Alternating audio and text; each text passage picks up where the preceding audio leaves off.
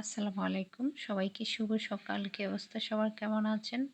আজকে সকাল, সকাল চলে এসেছি নাস্তা বানাতে। যেহেতু একটু পরে আবার সেই নাস্তা তো বানাতেই হবে, আগে হোক আর পরে হোক। আর আজকে ছুটির দিন। আজকে একটু আর্লি সবাই নাস্তা খেতে চাইবে। সেজন্য তাড়াতাড়ি নাস্তা বানাতে চলে এসেছি। আর ইদানিং আমার মনটা খুব ভীষণ খারাপ।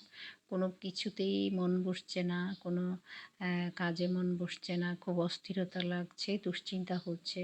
তারপরে হচ্ছে এই যে অস্থিরতার কারণে মাঝে মাঝে চিন্তা করি যে কি হয়েছে, কোথাও কি হয়েছে।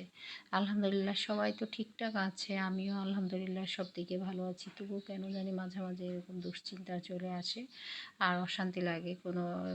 কোনো কিছুতেই মন বসে না, কাজে মন বসে না। তো এই কিছু করার নাই, হঠাৎ হঠাৎ এরকম হলে নিজেকে গুছিয়ে আনতে বা নিজেকে ঠিকঠাক করতে একটু কষ্ট হয়ে যায়। মেয়েদের লাইফটা আসলে কেমন জানি, সারাদিন খুব ব্যস্ততা, রান্না বান্না কাজে কর্মে দিতে হবে। একটু অশান্তি বা শরীর অসুস্থ লাগলে কাউকে বলা যাবে না, মন খারাপ থাকলে কাউকে কিচ্ছু বলা যাবে না, নিজের কোনো ইচ্ছা অনিচ্ছাগুলোর কোনো গুরুত্ব নাই। তবু আলহামদুলিল্লাহ সব কিছুর জন্য